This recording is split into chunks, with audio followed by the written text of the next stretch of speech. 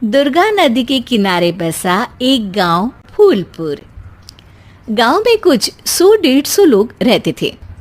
अंजलि, जो कि पास ही के जिले में रहती थी और 12वीं पास कर चुकी थी, उसके पिताजी ने बेटी को जल्दी विदा करने के लिए उसकी शादी फूलपुर गांव के मुकेश से करवा दी थी। मुकेश कभी स्कूल नहीं गया था और इस कारण वो पढ़ा लिखा नहीं था और बाकी गांव वालों की हालत भी मुकेश जैसी ही थी। मुकेश के घर में उसके माता पिता भी रहते थे। सासू माँ, मैं बाहर मंदिर तक जा रही हूँ, आधे घंटे में आ जाऊंगी। अरे अभी कहीं जाने की जरूरत नहीं है, चुपचाप जाके रसोई में रात के खाने की तैयारी करो। और ये घूंघट क्यों हटा लिया है तुमने? क्या पता नहीं कि इस गांव में औरतें बिना घूंघट के नहीं रहती? रात में अंजलि छत पर जाकर अपनी मम्मी से बात कर रही होती है। तभी गांव की 3-4 औरतें उसे देख लेती है और दरवाजे पर आकर उसकी सास से शिकायत करने लगती है।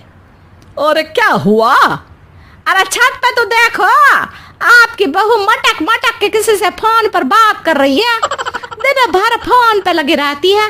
अरे कल तो मंदिर के पास वो क्या कहते हैं, सेल्फी ले रही थी। शहर की बहू रखना अच्छा शान की बात है, पर देखना इसके लक्षण से ये तो तुम्हारे परिवार को बदनाम ना कर दे। ये पहली बार नहीं था जब सास से गांव के लोगों ने अंजलि की बुराई या शिकायत नहीं की हो। अब तो ये रोज की बात थी। अंजलि ये सब सुन लेती है। जब वो नीचे जाती है तो मुकेश भी वहां आ जाता है। सास कहती है, बेटा, लोग घर आकर शिकायत करने लगे हैं बहू के कामों की। देख लो, पति हो, संयम से रखो इसे। माँ जी, मैं तो अपनी माँ से बात कर रही थी, क्योंकि यहाँ कोई बात करने लायक ही नहीं है और अब मैं माँ के पास ही रहूंगी। वहाँ क्या रहना, वहाँ बाहर के लोग तो ठीक है, पर घर के लोग भी इज्जत ना दे सके। अरे नहीं नहीं अंजलि, ऐसा नहीं है, धीरे धीरे सब ठीक हो जाएगा, तुम फिक्र ना करो। अरे बस कुछ बोलना ही नहीं है, सर पे चढ़ा रखा है बहू को। सास मुकेश की नरम बात सुन के वहां से मुंह चढ़ाकर चली जाती है। मैं तो कहती हूँ हम दोनों शहर चले जाते हैं। मैं पढ़ी लिखी हूँ, मुझे वहाँ नौकरी भी मिल जाएगी और थोड़े दिनों में आप भी वहाँ कुछ काम ढूंढ लेना। अरे नहीं नहीं अंजलि, हम यहाँ ना गांव का खेत, माँ पिताजी को छोड़कर शहर नहीं जा सकते। माँ पिताजी को कैसा लगेगा और गांव वाले क्या सोचेंगे? ये कहकर मुकेश सोने चला जाता है और अंजलि की गांव वालों द्वारा बुराई का सिलसिला बहुत दिनों तक चलता ही रहता है। लेकिन अंजलि गुस्सा ना दिखाते हुए समझदारी से काम लेती है। बारिश का मौसम चालू हो जाता है। जोरदार बारिश से पूरे गांव में हाहाकार मच जाता है। दुर्गा नदी में बाढ़ आ जाती है और बाढ़ का पानी पूरे गांव की फसल तबाह कर देता है। फसल की ये हालत देखकर गांव वाले निराश हो जाते हैं और बात तो यहाँ तक पहुँच जाती है कि कुछ लोग तो अंजलि को इस सब का दोषी ठहरा देते हैं। अरे पूरी फसल तबाह हो गई, पता नहीं किसकी नजर लग गई है। अरे जब से चौधरी परिवार में ये शहर की बहू आई है ना, तब से ही गांव की शांति चली गई है। इसके कर्मकांड से माँ दुर्गा नदी भी खुश नहीं है। ये सब सुनकर बेचारी अंजलि रोते हुए अपने घर चली जाती है। कुछ दिन बाद सभी गांव वाले अपनी फसल का मुआवजा लेकर अपने अपने घर आते हैं। मुकेश भी 1500 लेकर आता है। अंजलि को जब पासबुक दिखाता है तो अंजलि हैरान हो जाती है। अरे, ये पासबुक में तो उन्होंने 4000 की एंट्री करी है और आपको सिर्फ 1500 दिए। सच में? अरे वो सरकारी अफसर आपको बेवकूफ बना रहे हैं।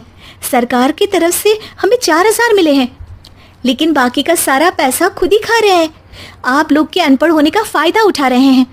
ये सब सुनकर मुकेश परेशान हो जाता है, लेकिन अंजलि उसे हिम्मत से काम लेने को कहती है और सुबह होते ही मुकेश को पंचायत कार्यालय ले जाती है और साथ में गांव के और लोगों को भी।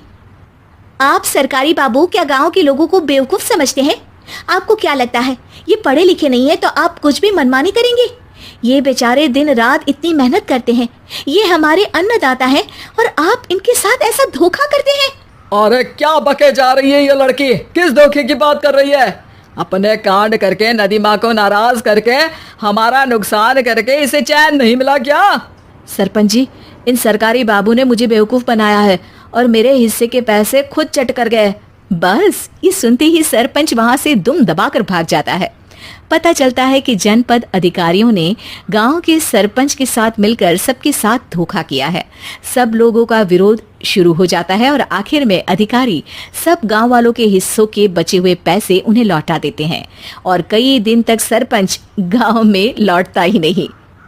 अंजलि, तुम नहीं होती तो हम गांव वालों को तो पता ही नहीं चलता कि ये हमें हर बार बेवकूफ बनाते हैं। हाँ हाँ अंजलि बेटी, हमें माफ कर दो। हम सब तुम्हें बुरा भला कहते रहे, लेकिन तुमने ही आज हमें बेवकूफ बनाने से बचाया है। हमें तुम पर गर्व है बेटी। अब समझ आया कि सरपंच तुमसे नहीं, तुम्हारे पढ़े लिखे होने से नफरत करता था। क्यों ना इस बार हम अंजलि को ही सरपंच पद के लिए चुन ले। क्या कहते हो गांव वालों, पढ़ी लिखी सरपंच। बस पूरा गांव अंजलि के लिए ताली बजाता है और अंजलि की सास उसे खुशी से गले लगा लेती है।